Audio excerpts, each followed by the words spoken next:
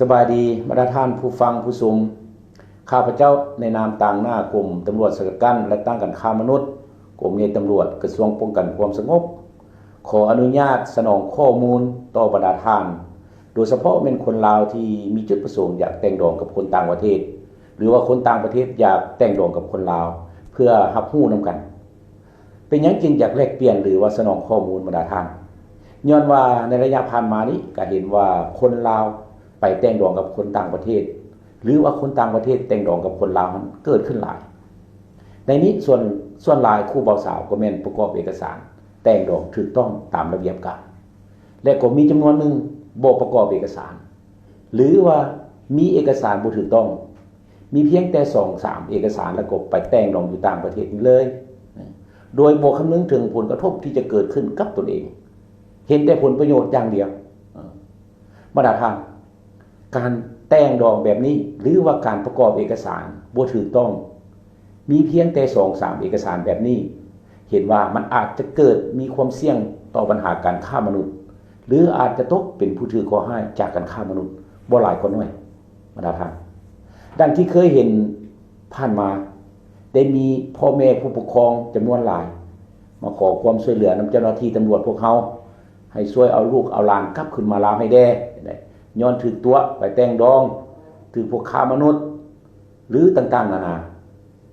บรรดาท่านในเมื่อเกิดมีปัญหาแล้วมีบางคนทางหน่วยงานที่เกี่ยวข้องก็ช่วยกลับขึ้นมาได้มีบางคนก็ยังช่วยบ่ทันได้ฉะนั้นในต่อหน้าเพื่อเฮ็ดให้การแต่งดองระหว่างคนลาวกับคนต่างประเทศหรือว่าคนต่างประเทศกับคนลาวนี้ให้ถูกต้องตามระเบียบกฎหมายเพื่อหลีกเว้นปัญหาการฆ่ามนุษย์ในกรณีเป็นการแต่งดองแอบแฝงข้าพเจ้าเรียกร้องต่อบรรดาท่านโดยเฉพาะแม่นผู้ประกอบเอกสารหรือว่าผู้เป็นหัวหน้าครอบครัวที่มีจุดประสงค์อยากให้ลูกให้หลานตนเองแต่งดองกับคนต่างประเทศต้องได้เอาใจใส่ประกอบเอกสารตามดำรัส 184/รบลงวันที่ 10 มีนา 2021ว่าด้วยการแต่งดองระหว่างพลเมืองลาวกับคนต่างประเทศ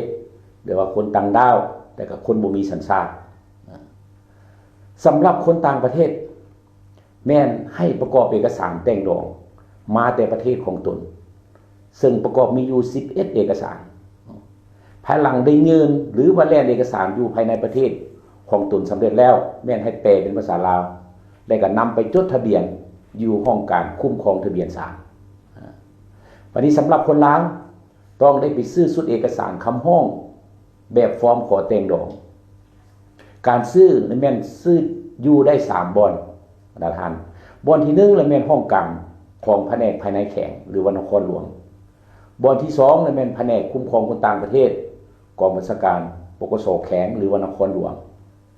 และบ่อนที่3ก็แม่นกรมคุ้มครองคนต่างประเทศกรมใหญ่สันติบาลกระทรวงป้องกันความสงบถือว่า3บ่อนนี้จะซื้ออยู่บ่อนไหนก็ได้ตามเงื่อนไขความสะดวกของทางเนาะบริสุทธิ์เอกสารแบบฟอร์มประกอบมีอยู่10เอกสารภายหลังซื้อมาแล้วต้องได้เขียนข้อมูลใส่ตามแบบฟอร์มแล้วก็ประกอบเอกสารต่างๆที่เกี่ยวข้องให้ถูกต้องแล้วก็ให้ครบถ้วนเมื่อประกอบข้อมูลครบถ้วนแล้วให้เอาเอกสารทั้ง2ชุดจะเป็นชุดเอกสารของคนลาวแล้วก็ของคนต่างประเทศไปยื่นตามขั้นตอนซึ่งมีอยู่5ขั้นตอนดังนี้บรรดาท่านขั้นตอนที่1ให้เอาชุดเอกสารดังกล่าวไปเซ็นนำองค์การจัดตั้งบ้านที่ตนเองสังกัดแล้วก็จะได้เสียค่าธรรมเนียมตามระเบียบการของบ้านท่านเนาะและขั้นตอนที่2ภายหลังได้เอกสารผ่านบ้านแล้ว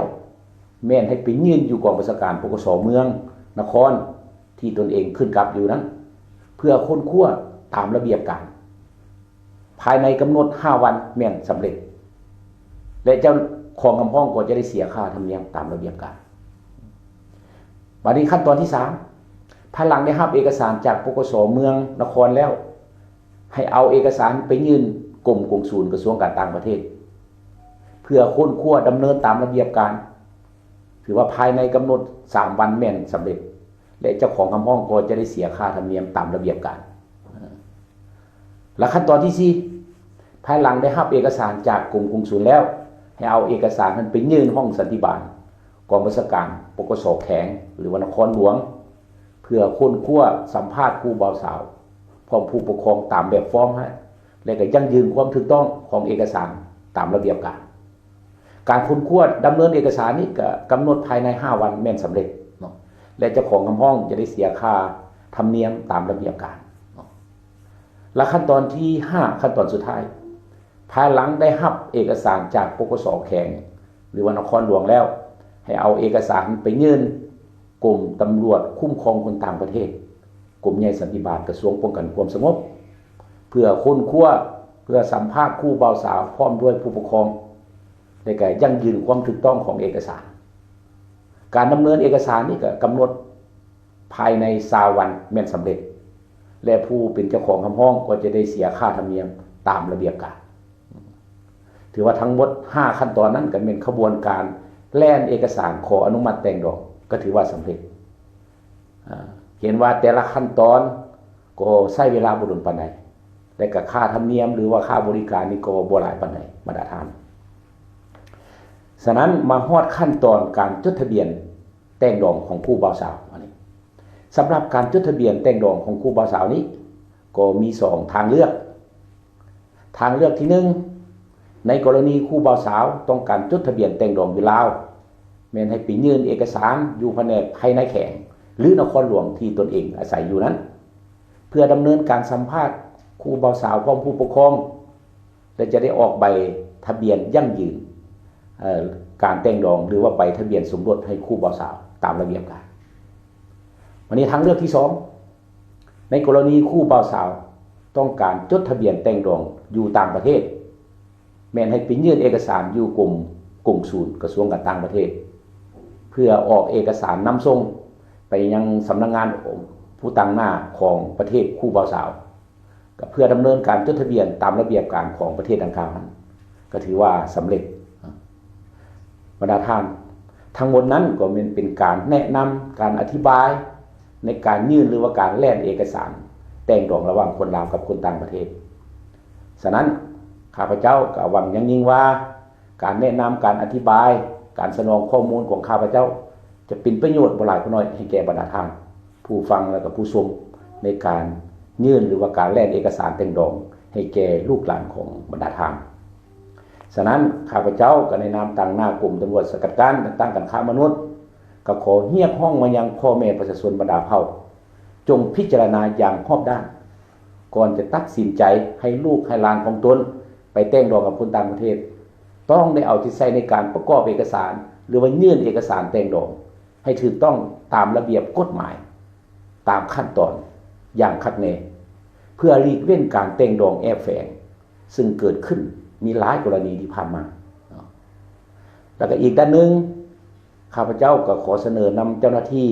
แขนงการที่เกี่ยวข้องจงสร้างเงื่อนไขอำนวยความสะดวกให้แก่พ่อแม่ประชาชนและคู่บ่าวสาวที่มายื่นหรือว่ามาแลกเอกสารแต่งดองให้ข้าเจ้าสำเร็จตามกำหนดเวลาของข้าเจ้าเพื่อป้องกันสกัดกั้นบ่ให้หญิงสาวลาวบรรดาเผ่านั้นตกเป็นผู้ถือก่อให้จากการค้ามนุษย์สุดท้ายนี้ในกรณีบรรดาท่านหากมีข้อมูลมีแหล่งข่าวกระบวนการในหน้ามาติดต่อมาซอกหามาคนควยหรือว่ามาตัวยั่วเอาไม่ยิงลาวไปแต่งดองกับคนต่างประเทศแบบบ่ถูกต้องที่เป็นลักษณะแต่งดองแอบแฝงช่วยติดต่อแจ้งเบอร์สายด่วน1300หรือเบอร์ WhatsApp 02022881300ของกรมตำรวจสกัดกั้นและต้านการค้ามนุษย์หรือว่าช่วยแจ้งเจ้าหน้าที่ตำรวจที่เกี่ยวข้องที่อยู่ใกล้ที่สุดเพื่อจะได้พร้อมกันจับหรือว่าสกัดกั้นผู้กระทำผิดมาดำเนินคดีตามกฎหมายได้ก็ช่วยเหลือผู้ที่จะตกเป็นผู้ถือขอให้ทันเวลาขอขอบใจ บริษัทเพชรสุขมิไซเจริญทรัพย์จำกัดผู้เดียวบริการก่อสร้างครบวงจรหับสำรวจพื้นที่ก่อสร้างและให้คำปรึกษาโครงการหับออกแบบโครงการต่างๆทั้งแบบ 2D และ 3D การบริการคิดไล่และการประเมินโครงการก่อสร้างหับเป็นที่ปรึกษาโครงการก่อสร้างต่างๆสำหรับท่านใดที่สนใจอยากใช้บริการกับบริษัทเพชรสุขมิไซเจริญทรัพย์จำกัดผู้เดียวสามารถติดต่อที่เบอร์ 02055662255 หรือ 02077776451 หรือท่านจะเข้าไปเบิ่งผลงานที่ผ่านมาของบริษัทพวกเฮาได้ที่แฟนเพจบริษัท PSMC จำกัดสนใจโฆษณาประชาสัมพันธ์ธุรกิจและผลิตภัณฑ์ของท่านผ่านรายการของเฮาสนใจติดต่อตามข้อมูลที่ขึ้นหน้าจอในปัจจุบันได้เลย